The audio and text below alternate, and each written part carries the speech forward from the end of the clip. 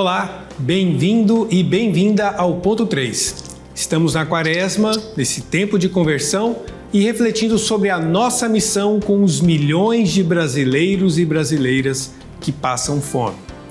A campanha da Fraternidade deste ano convida a Igreja e a sociedade a refletir sobre o nosso compromisso com quem está excluído do direito fundamental à alimentação.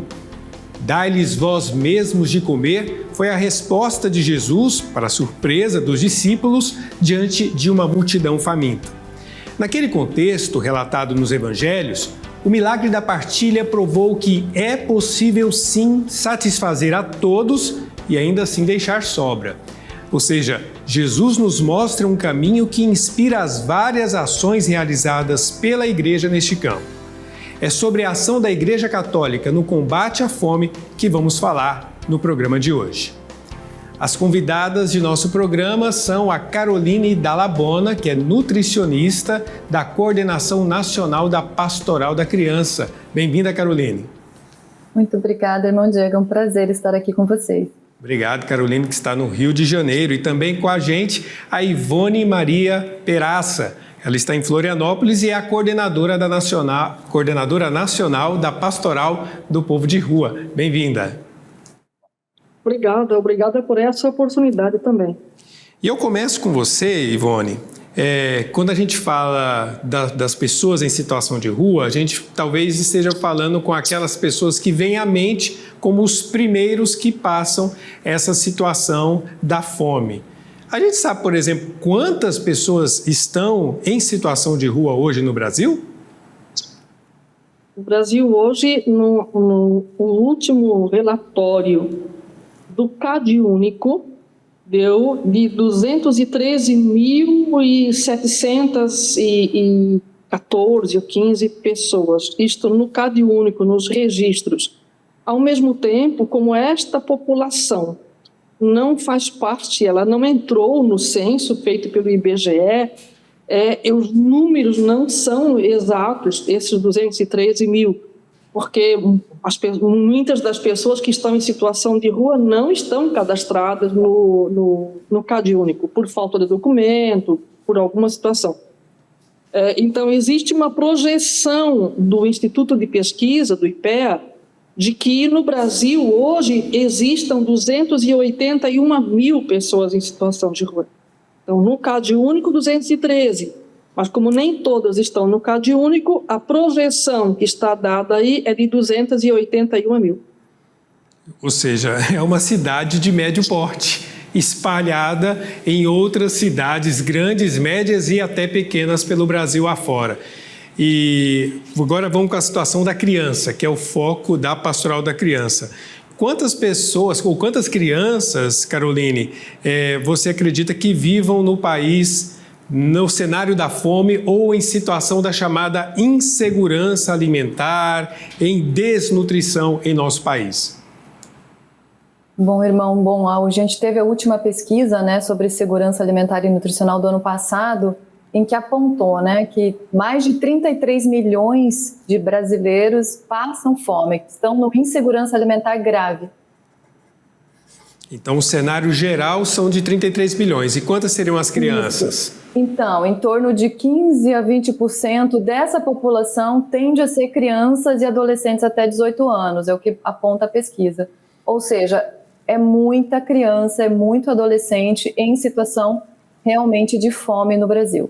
Nossa, esse é com certeza um dado preocupante, mas eu quero lembrar que no passado nós erradicamos essa situação e especialmente a mortalidade infantil em nosso país. Por isso, Caroline, eu queria que você lembrasse como lá no passado a Pastoral da Criança ajudou a superação dessa dificuldade com a erradicação da mortalidade infantil e da superação da fome. Bom, a Pastoral da Criança iniciou lá no ano de 1983 com a nossa saudosa e querida doutora Zilda Arnes, e ela justamente, né, a Igreja Católica, ela foi chamada para esse contexto de mortalidade infantil, porque nessa época era altíssimos os dados de mortalidade infantil, e essas crianças, elas morriam especialmente por causas muito facilmente preveníveis, que era, né, a desnutrição e a desidratação por diarreia. Então, nesse contexto, a doutora Zilda, né, muito sabiamente, escolheu um município, né, próximo a Londrina, que se chama Florestópolis, onde a mortalidade infantil na época era cerca de 127 crianças morriam para cada 1.000 nascidas vivas, o que é altíssimo. E ela começou a organizar a comunidade, organizar as famílias com ações simples, básicas de higiene, de alimentação, né, de horta, enfim, ações pequenas, ações que realmente podiam surtir efeito. E começou a mobilizar toda essa comunidade, a capacitar aqueles voluntários para que trabalhassem em prol daquelas famílias e as próprias famílias, né, conseguissem ser agentes da sua própria transformação. E depois de um ano, o que foi visto nesse município é que a mortalidade infantil caiu de 127 mortes para cada 1.000 nascidos vivos para 28 mortes para cada 1.000 nascidos vivos. Então, viu como era o potencial de trabalhos como esse, né, que foram fomentados por ela e pela igreja local. E nesse início começou a Pastoral da Criança e aí se segue até hoje, no contexto que a gente vive hoje no Brasil. É importante a gente mostrar que, diante do desafio social, houve uma resposta organizada que levou à superação de uma realidade.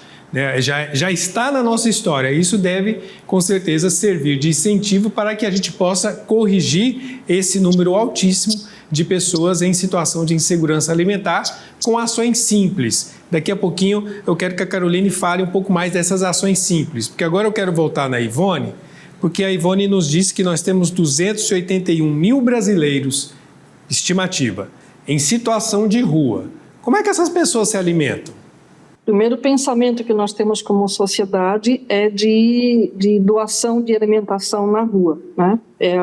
É o que a gente entende que as pessoas precisam de comida. Agora, nos municípios, nas dioceses, na igreja, existe muita luta para que os municípios implantem restaurantes populares. Também existe muito esforço para que as comunidades mais próximas implantem as iniciativas de cozinhas comunitárias ou cozinhas solidárias. E são formas que se vai encontrando para se poder comer melhor, poder comer com qualidade. Na rua, as pessoas sempre dizem que a população de rua não precisa só de comida, né? Ela precisa de comida com qualidade. E isto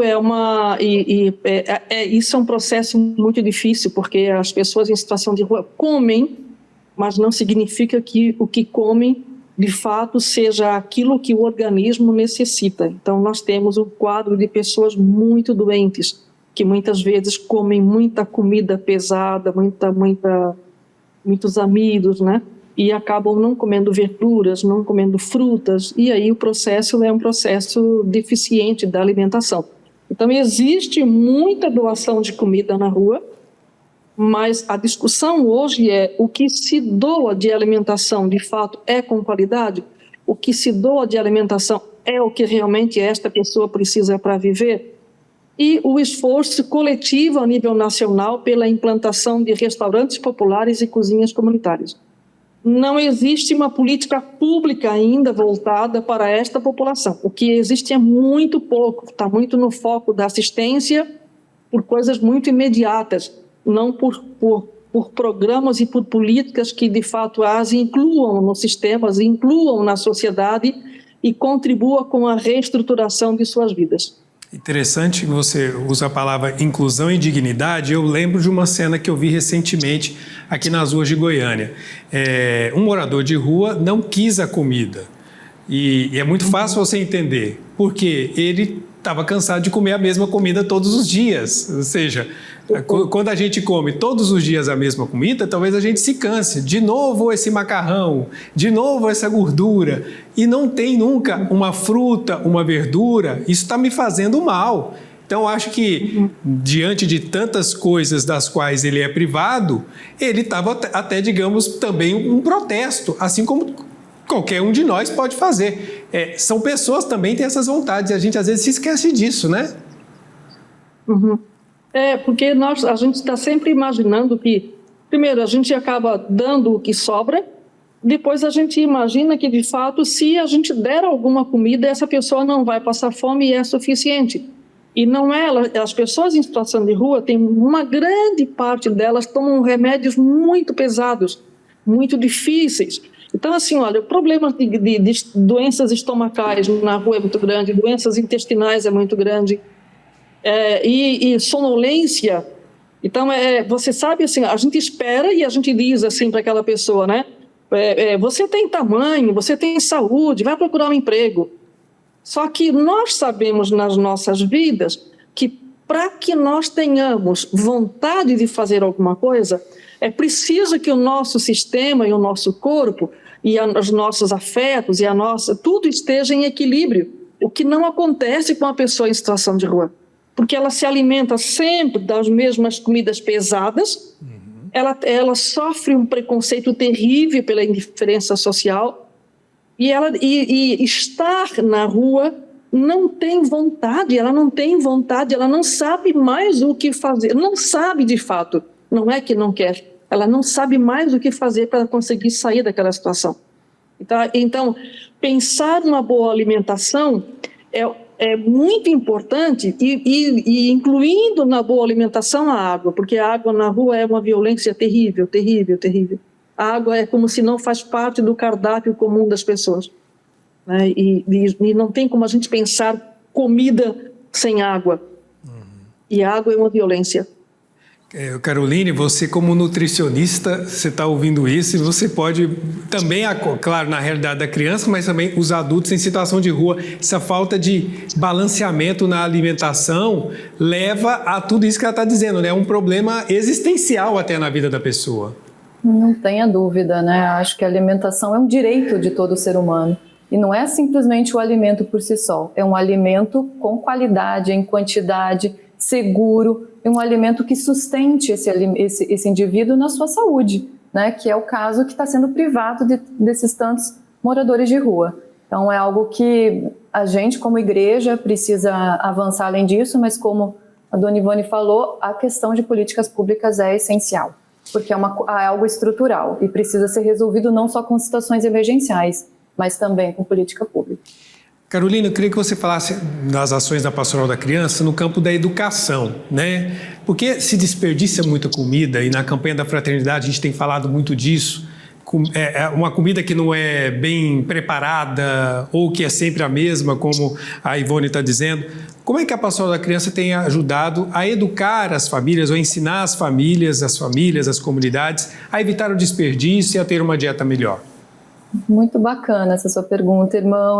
A pastoral realmente ela trabalha com educação, né? Uma das grandes missões da pastoral é justamente você disponibilizar conhecimentos, né, que estão acerca da academia, da ciência, né, sempre com muita base científica, para aquela pessoa, para aquelas famílias que mais precisam, que muitas vezes não teriam acesso a essa educação. E para isso a gente inclusive conta com um aplicativo que está hoje disponível na mão de qualquer família que precise e que queira chegar a esses conhecimentos. E dentre todos esses conhecimentos que abrangem desde os cuidados da gestação, os cuidados com a criança, nós também temos a questão da alimentação, né? Além de conhecimentos relacionados como as pessoas devem se alimentar, né? O direito da alimentação, que essas pessoas elas devem cobrar esse direito, quais são os melhores alimentos, né? Todo o foco na alimentação saudável.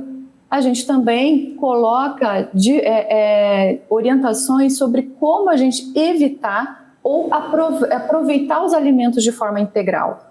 Né? Então, vamos usar tudo que o alimento consegue, aquilo que a natureza nos fornece, a gente consegue usar de uma forma integral, para que, além da gente evitar o desperdício, a gente não gere, por exemplo, mais lixo orgânico, né? Que pode acabar ainda prejudicando ainda mais a situação do município, enfim.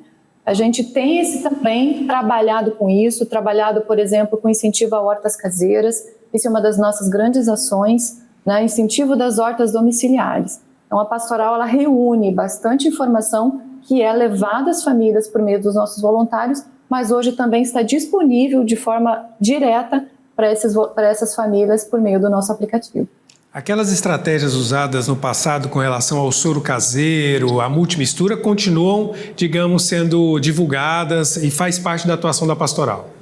O soro caseiro, sim, é uma condição que vem da pastoral desde o seu início, né? Porque é uma medida extremamente simples que pode realmente prevenir a morte das crianças que estão com diarreia e, por consequência, desidratação. Então, o soro caseiro faz parte da pastoral e deve fazer parte aí por um bom tempo. A multimistura, nós passamos por alguns processos. Hoje a gente trabalha muito mais com a parte da alimentação saudável do que com a multimistura em si, né? A multimistura que a gente fala é o resgate de uma alimentação diversificada e equilibrada para essas famílias, né? Aquela multimistura que era feita com os pós, nós substituímos pela alimentação saudável, que isso sim vai fazer a diferença na vida e na saúde das crianças, né? É o direito alimentar, assim como os adultos têm o direito de consumir aqueles alimentos saudáveis que é necessário para as suas saúdes, as crianças também. Nós temos que fornecer esses alimentos para as crianças, envolvê-las na preparação, no conhecimento, no plantio desses alimentos, para que isso crie um hábito para essas crianças. Então, hoje o foco da pastoral é a alimentação saudável. Ivone, voltando a falar da situação das pessoas, ou da realidade das pessoas em situação de rua, a Pastoral do Povo de Rua, ela está organizada em muitas cidades, ainda não é uma pastoral que, infelizmente, não tem uma presença nacional, é um desafio. Quem sabe a campanha da Fraternidade nos ajude a avançar nisso, mas além desse socorro primeiro, ou seja, de garantir o banho, de garantir ou de ajudar a garantir a alimentação, quais são as outras ações que ela ajuda ou organiza para promover a dignidade dessas pessoas, para que nós possamos vê-las e elas possam ser incluídas na sociedade?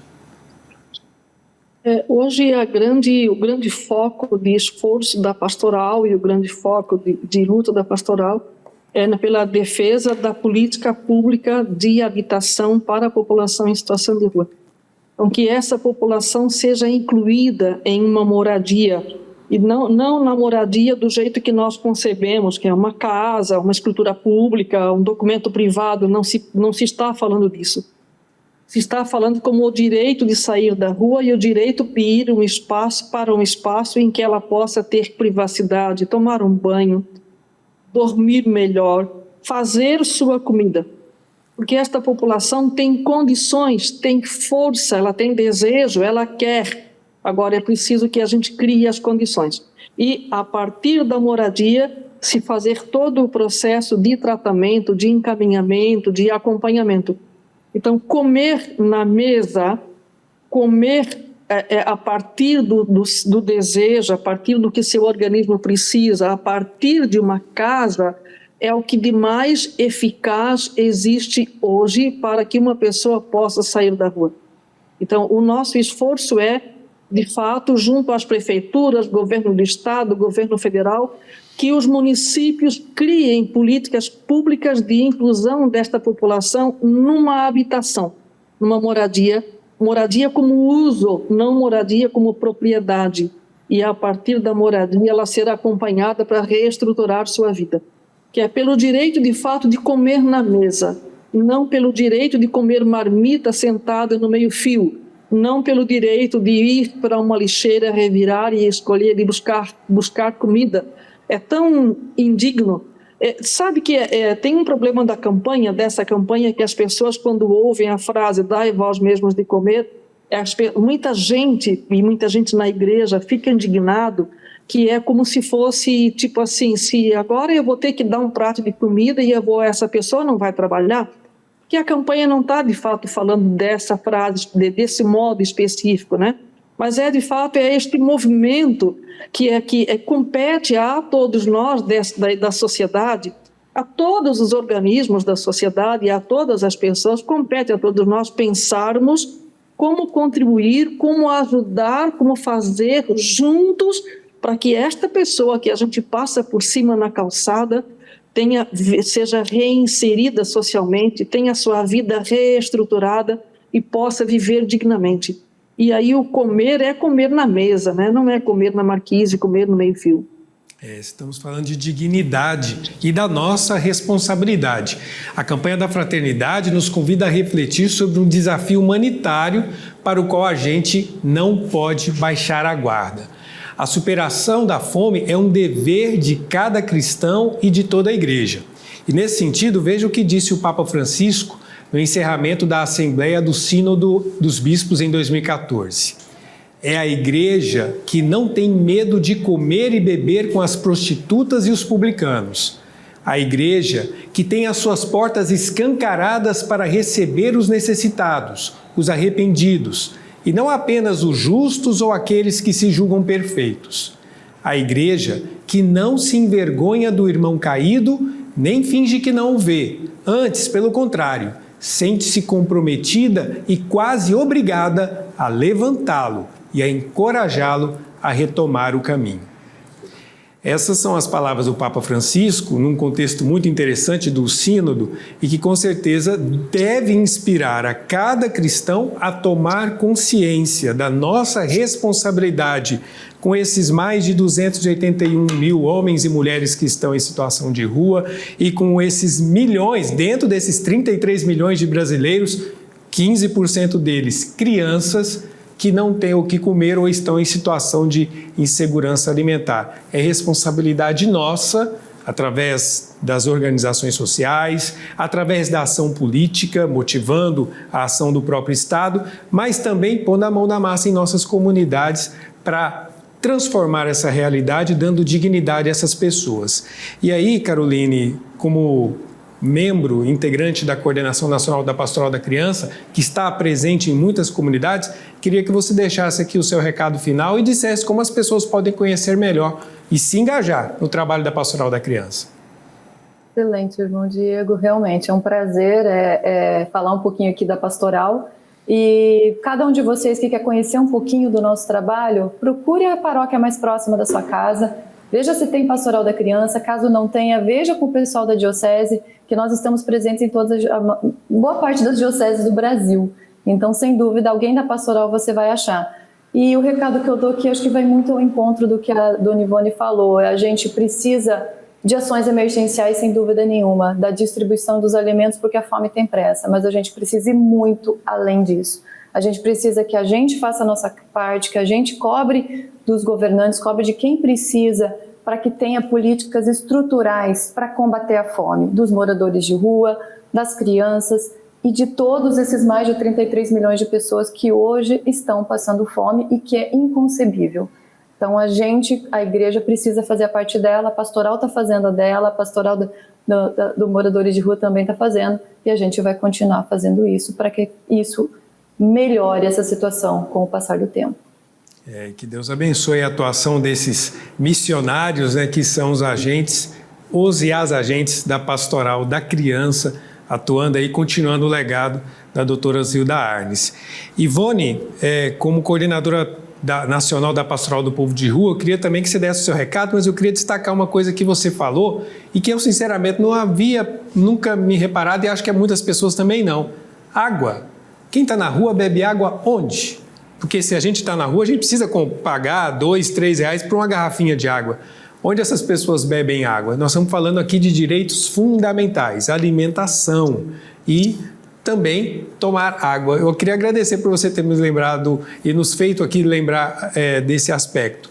Mas o seu recado e como as pessoas podem conhecer e se engajar nesse trabalho junto às pessoas em situação de rua. Irmão, a primeira coisa a lembrar é a água é vital, a água é alimento. No país, as pessoas em situação de rua têm muita privacidade de água potável. Não existe. Você não encontra torneiras públicas que essa população possa acessar, e muitas das cidades lacraram as torneiras para que elas não se juntassem em volta das torneiras, porque esse ajuntamento incomoda a sociedade. Então, pensar que estas pessoas, às vezes um gesto de caridade é você entregar para alguém que está na rua uma garrafa de água, uma garrafinha de água potável. E o que eu digo assim, tem um autor que eu gosto muito dele, que é o Albert Nolan, e ele diz assim numa frase, que se você der um prato de comida, se você der o alimento a uma pessoa, na intenção de que esta pessoa tenha força de se levantar a partir deste alimento e fazer o seu processo de caminhada na busca de solução da sua vida, este gesto é revolucionário, porque você entende que esta pessoa, para poder conseguir dar o seu passo seguinte, precisa comer com dignidade, precisa comer com qualidade. Essa pessoa precisa beber água potável, é tão natural, mas não bebem água de chafariz. Então, eu penso que entender isso e servir isto com a intenção de que esta pessoa tenha a força de dar o passo seguinte, isso já é um gesto revolucionário. O outro, eu digo que acesse, busca na internet, hoje é a coisa mais comum, coloca na internet Pastoral do Povo da Rua e vai encontrar alguém que vai encontrar alguma informação. E aí, se necessário, busque um canal de informação, mande mensagem, telefone, faça qualquer coisa que nós queremos ajudar para que você tenha força e tenha disposição de contribuir para que essa sociedade mude e estas vidas sejam reestruturadas. Nós não podemos entender que a morte é a única solução. Isso não é possível. Nós queremos vida, e vida com qualidade. Ivone Maria Peraça, coordenadora nacional da Pastoral do Povo de Rua, e Caroline Dall'Abona, nutricionista da Coordenação Nacional da Pastoral da Criança. Muito obrigado pela participação de vocês, pelo testemunho de engajamento e por nos ajudar a tomar consciência daquilo que nós, como cristãos, como cidadãos, devemos fazer. E obrigado a você que acompanhou o Ponto 3 de hoje. Até a próxima semana.